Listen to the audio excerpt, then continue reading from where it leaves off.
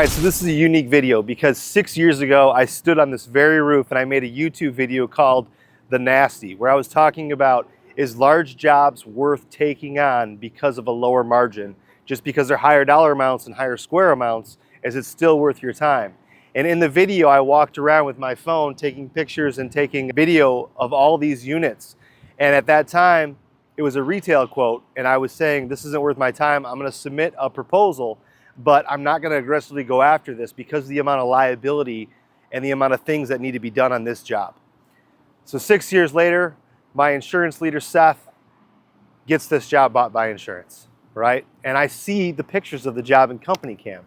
And I'm like, man, that job looks so familiar. And it dawned on me, it's like, shit, I was on that roof 6 years ago and I didn't want to do it, right?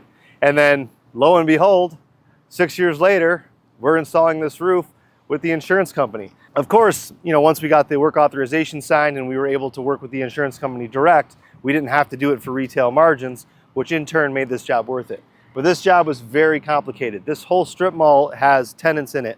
The Oga's restaurant across the street, we did that one as well, has the tenants in it.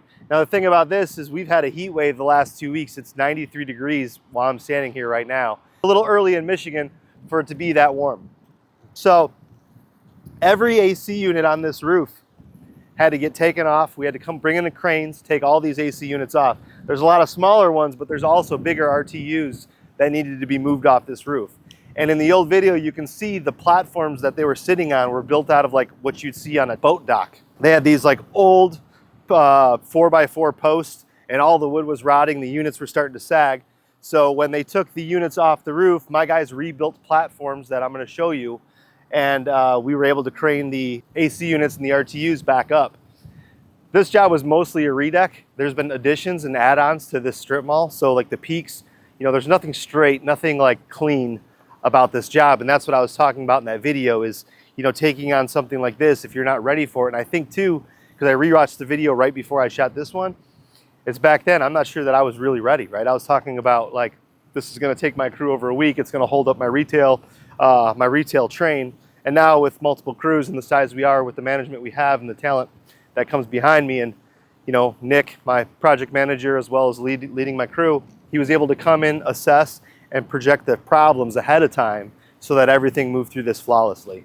So let's look around a little bit. Replace the counter flashing all the way down, nice and clean cut, going straight. We had to do some repairs to the brick on the walls. All these like crazy, like where the signs are in front, you'll notice that like this one here is more straight. The one back there is straight, but then over here, you got some goofy ones where they kind of roll out on angles and they have their exhausts hook up on the inside to these little areas. Coming down through here, you'll be able to see some of these units that we were replacing. So down here we have two AC units. This is one of the decks that we had to rebuild. So the guys rebuilt it out of wood the way it should be, and then they covered it all up with aluminum. We used 2-inch apron flashing here, or gutter flashing, and then put flint elastic over the top of it. So it allowed, you know, make sure that it's waterproof and it's gonna last forever. So all the way through this unit, we've rebuilt these platforms for that 4-inch Dampler vents, and we upgraded them to the Landmark Pro shingles. This is Certainteed weathered wood here.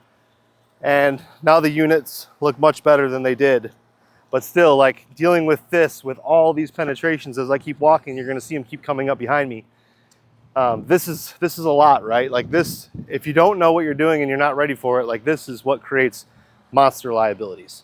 All the stacks, we just wrapped them like chimneys, making sure that, you know, no water's ever gonna come in. Flash inside, flash outside. Here's a bigger unit. We'll come down here and check this one out. Here's another RTU we had to pull off. We craned this big guy off onto the ground, built this platform for it, made it out of metal. Once we sheeted it, attached the metal to it, and then put the flint elastic on top, protecting the unit, making it nice and clean. So throughout this roof, you can see the amount of penetrations that are everywhere. And penetrations, of course, as roofers know, these are leak points. This is a cool job. I mean, you can see the Oga's across the street. We did that one earlier in the year. That one was an easier That was easy to approve just because this had so many supplements to go on with it. Getting the crane, getting the rooftops all off, all the HVAC quotes together, making sure everything was lined up in sync. The tenants inside were not out of air conditioning for too long, especially in this heat. Taking the units off, building the platforms, getting the units back on, and turning the power back onto those so they can keep these units cool. I know too, one of these stores is a pet store, right? So we got to make sure that, you know, they have electricity as well as heating and cooling, especially in this type of heat. We don't want, you know, obviously we don't want to hurt any animals, and we don't want somebody to be upset with us either. So there's a lot of redecking to this. I mean, we use pallets and pallets of sheeting. So, but overall, it's a good job. I just think it's funny how, you know, the world works. One day you don't want to take on something, and then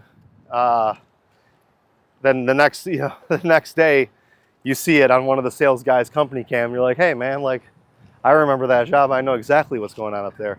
So it was just funny, you know, how everything comes full circle like that.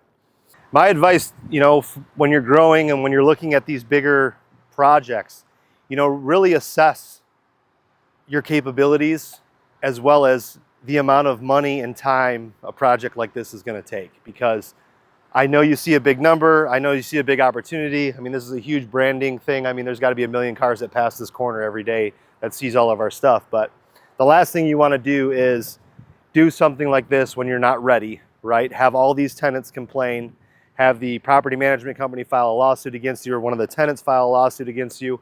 Countless things can happen in this game. So your time will come, but I've seen so many people just jump into projects like this. Like right now, commercial roofing is something that's got a lot of hype around it, right? And all these residential companies I see dabbling into the commercial. And commercial is an absolutely different animal. We dabbled in it for a while. We got burnt, you know, a little bit. Like we learned some lessons. And now, you know, we have an entire team and a W2 crew, cranes and Skytrax. We have all that stuff set up now. So it's like, hey, we can take on these bigger jobs. We can work with these RTUs. We can, you know, do what we need to do. Again, my advice is really like, you know, crunch the numbers and crunch your capabilities. And I know you have to risk it for the biscuit, right? Like I'm not saying you don't want to risk it for the biscuit, but you got to play your cards right, because, you know, you get one joker in the deck and that could be it.